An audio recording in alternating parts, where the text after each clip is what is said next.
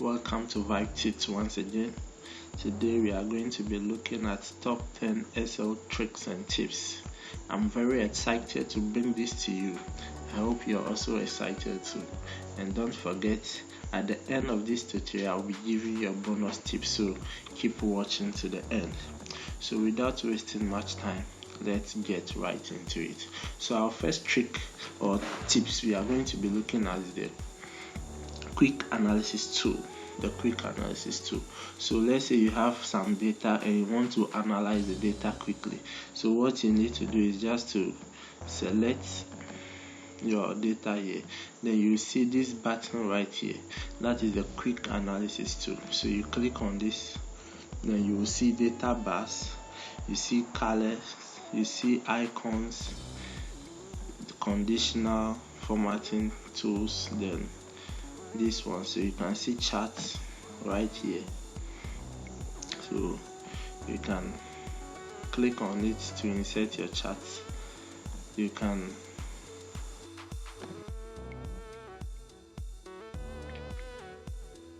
click on the charts, pie charts, line charts.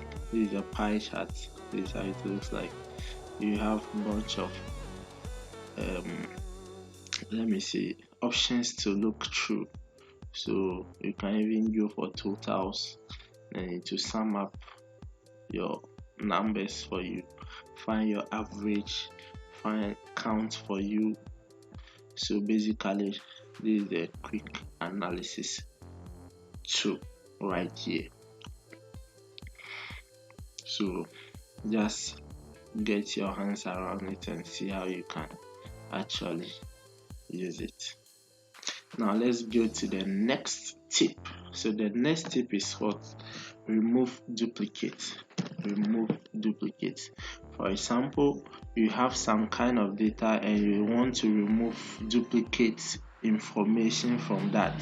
So what you need to do is to just select your data, go to the data tab, then you see remove duplicate right here. So you click on it. Now this dialog box will open here. So these are the columns you have in your data right here. You can see them. So it will ask you now how do you want your data to be checked. So let's say if a name and a department are the same, I want that duplicate to be removed. So it means that I have to uncheck these ones. So if I have a name and a department in two rows that are the same, I want it to be removed. So let's go. So it has been removed. Okay, let's go back and see again. If I want, let's say 3 to be checked, so 1, 2, 3, if they are the same, they should be removed. So just do that and click OK. Also, the duplicate has been removed. Now let's move to the next tip. The next tip is what? Auto fit column width. Let's say you have data, you've typed something in a cell and you realize that you cannot be able to see everything right there in the cell. Cannot see everything in just one cell. So let's say this cell right here, some things are hidden, you can't see them, they have crossed over to other cells. So what you need to do is to just select that cell and then bring the cursor down here and then double click. The cell will open automatically to the longest data in that column. So let's say you want to do it for everything, like you have a bunch of data that you want the columns to auto fit. Just select everything here, then you can click on any of these. Make sure that the cursor changes to this cross sign, double click, and then everything will open for you.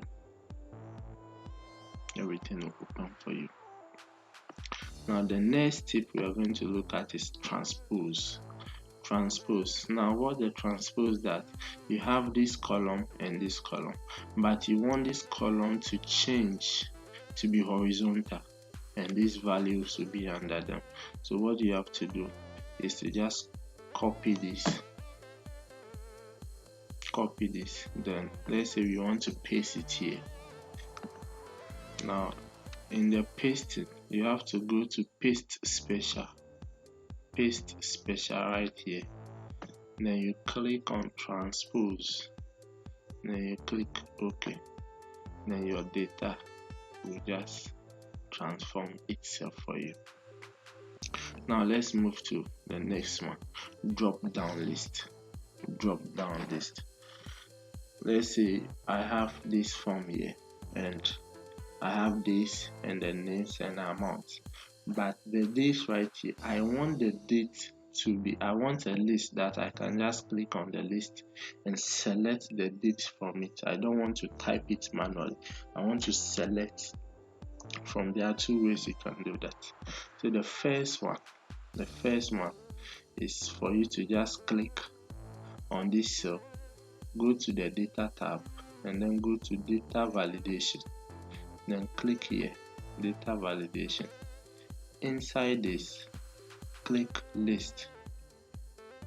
Then for the source, you can type in whatever you want one by one, or you can just come here, highlight this from here and click OK. Now make sure you have this thing checked in cell drop down, it should be checked, and you click OK. So now you realize that when you come here to type in, you will see that there is a list for you to select from. So you can just autofill this. Now when you autofill, you select any day you want. You will not type anything. So let's say if I type something that is not there, well, it's taking it, but then I can just select on my drop down list. Now I can also do this. Let's look at the second way. I can also just go to data validation,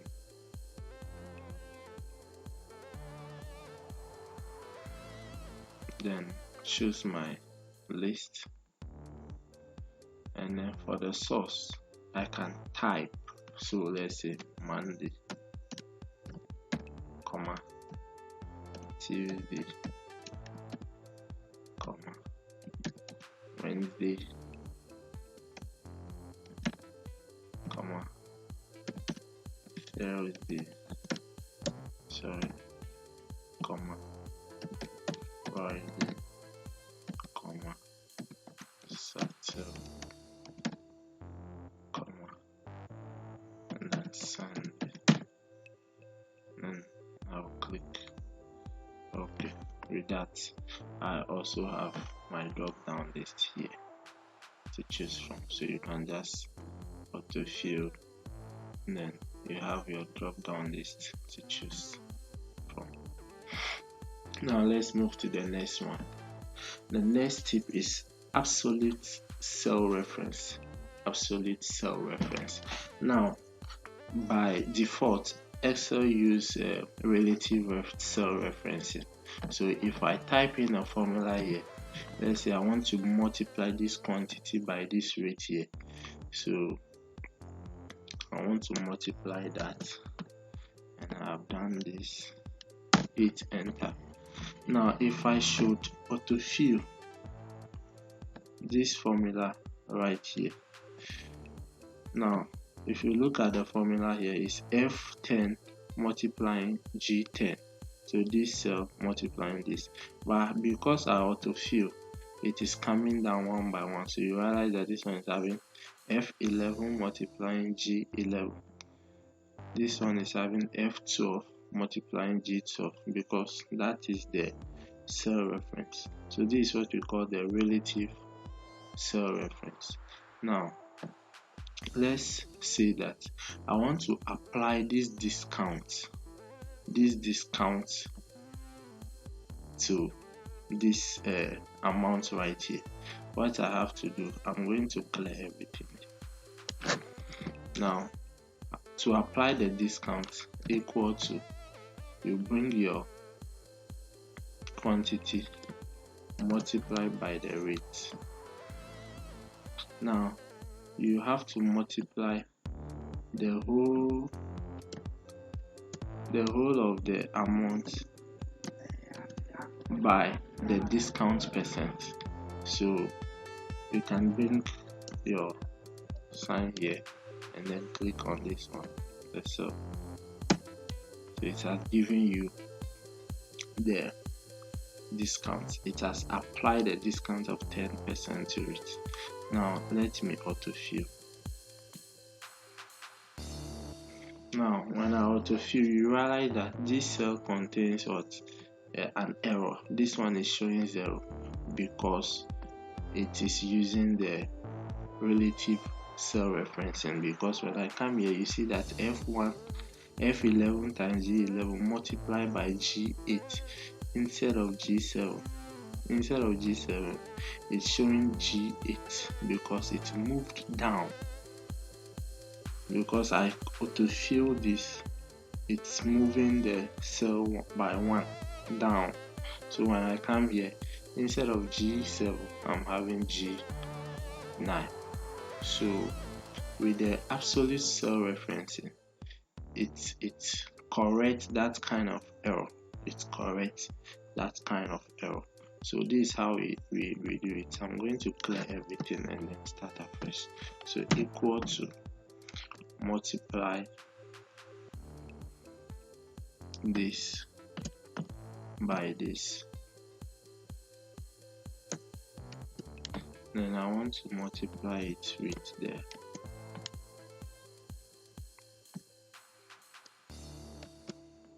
discount right here. So I click the discount, I hit enter. Now for you to use the cell referencing, just double click this formula here, go to the formula tab, select the cell that contains the value that you want to use the absolute reference for. Then you press what? F4. Press F4. When you press the F4, you realize that a dollar sign has been introduced. So $G, $7. Then you hit enter. You still have your figure. Now let me autofill for you to see.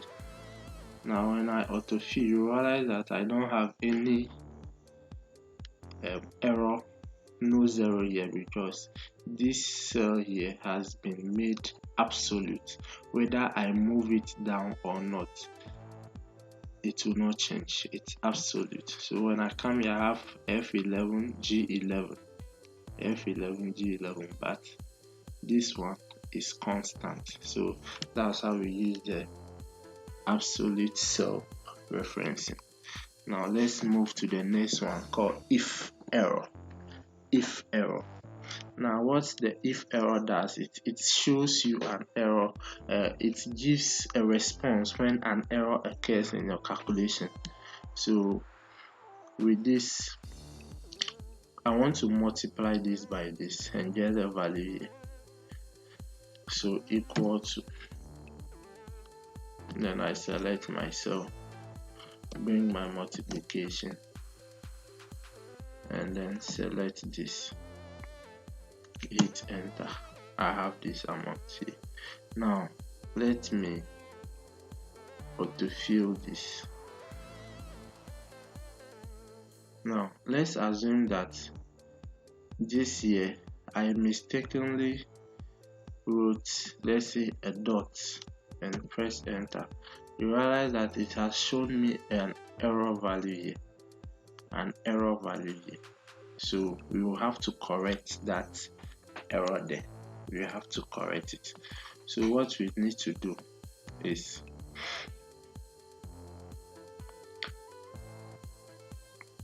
we will just go here. After typing your formula, just click here and type if error. If error. Then you bring your comma here. Then the value if an error occur. So I don't want anything to show. I just want an empty space if an error occur. So I'll bring my first quotation, double quotation. Sorry, my battery is getting low. So let me just plug in. Sorry for that. Now I want a space, an empty cell if an error occurs. So I'll bring my first quotation, bring space, and then the second quotation. Then I'll close my bracket and hit enter. So when I autofill this formula here, nothing will come here because I said that if an error occur, show me empty space. Now let's say, let me clear this. Let's say I want to divide this cell by this cell. So equal to this cell divided by this cell. And I hit enter. Now if I should autofill, you will see the same thing, an error will occur because it's an empty cell using to divide a number. So it's like a number, division by 0 is an error. So I should just fix that error by using the if error formula to do that. So if error, just first quotation space, the next quotation, and then close your bracket, hit enter, then copy or autofill the formula down. Then you realize that there is nothing there. Now if I should write something in between this space, if I should write something there, let's say good, that thing will show in my formula. It will show in my formula if an error occur. You see that good is showing there because I said if error, show good. If error, leave the cell blank. That's when I leave the space.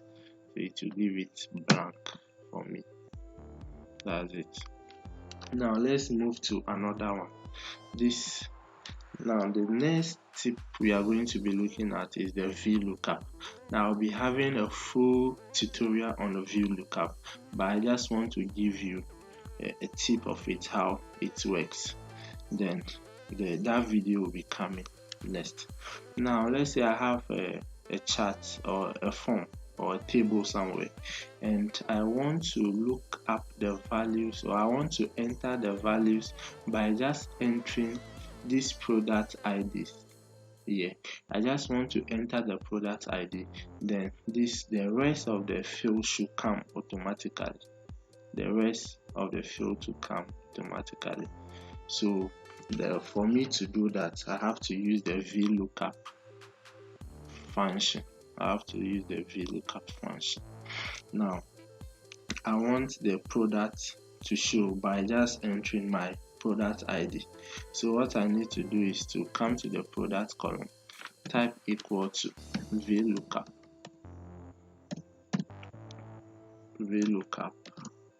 Now it's asking for lookup value. Where do I want the value to be? What value am I looking for? I'm looking for this value here. Any value that is here, that's what I want to look for. So I click on it and click comma.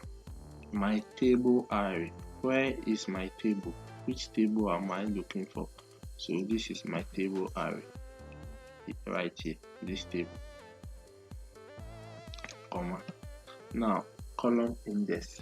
The column index means which column do you want to appear here. I want the product column, that's the description, product description column to appear here, and that column is where. So I have 1 and then 2, 3, 4. So 1 column, 2, 3, 4. So the product description is in the second column. So I'll just type 2 there and click comma. Now the last aspect of the formula is saying that what do you want, exact match or approximate match. Now for you to get your exact match you have to type in false. So always false has been the most popular one to be used, so I'll type in false, sorry, false, and then close the bracket and hit enter. Now because there is nothing here, it's not going to give me anything. So if I should type a product ID, let's say 3, and hit enter, the product name will come there. If I should type 5, hit enter, it's a Cowboy Cafe Milk Tea. So product ID 5, that is it. So I'm going to be doing a full tutorial on the VLOOKUP, how to use the VLOOKUP, so keep watching the space for that. Now let's move to the next tip. Our next tip is the forecast, how to use our forecast sheet, how to use forecast or Excel to forecast. Now you have a couple of data and you want to predict what will happen, let's say in the next 3 months, 4 months. Or now one thing you need to take notes before using the forecast sheet is that the forecast sheet needs what, this, and then values, dates and values, and the dates should be consistent. So it could be Monday, Tuesday, January, February, and then years 2001, 2002, consistent. So this one I'm having months, and then sales volume, and then the sales revenue. Now what the forecast sheet does, it forecasts the last or the extreme value right here. So you just have to select everything here, your data, go to the data tab, then you see forecast sheet here, click on it, then you have your forecast table here. Now you will see this is a line graph forecasting. My last listing is August 2021, so it's forecasting September, October, November, December, and January 2022. So you can equally have column charts to look at how your forecast will look like. So this is how you use the forecast sheet. Now there are a lot of things you can do here. You can do a lot of things here. If you want to change the value, you can change it. The value that you want to forecast, you can change those values here. I can delete this and go back to this tab, select sales volume. Then the sales volume will also be forecasted for me. I can do set my seasonality manual. I can change the confidence level. I can change the forecast start date from here. So basically that is how we use the forecast sheet. Now anytime you use the forecast sheet, it creates a different sheet and send it to the previous tab, send it to the previous sheet. So this is how it's looking like with some other information. Now the next one we want to look at is conditional formatting. We want to look at conditional formatting. Now I have some names and status. Now I want to format these fields here if something is written in them. So let's say I want these cells here, I want to color them if something is written in them. So I have a status. So let's say if paid and unpaid is written, the colors of the cell should change.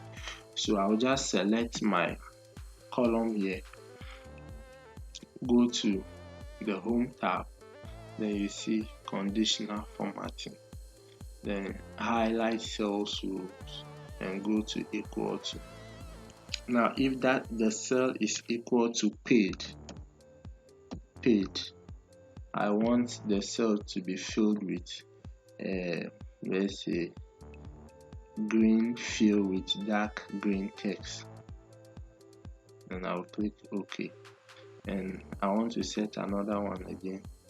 If the cell is equal to unpaid, I want the cell to be filled with a red, filled with a dark red text.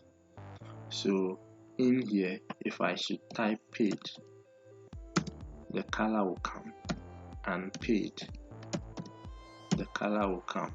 Unpaid. So that is how we do our conditional formatting. That is how we do the conditional formatting. Now, thank you so much for watching this. Now let's get to our bonus tip. Okay, let's go for our bonus tip. Now I have this chunk of data that I want to look at, maybe something here, but I realize that the headings for the data are not showing as I'm scrolling down. So I want to lock those headings so that they can show even as I scroll down. So what I need to do is to just go to my view tab right here, then select the column here, and then click on freeze pane, or I can just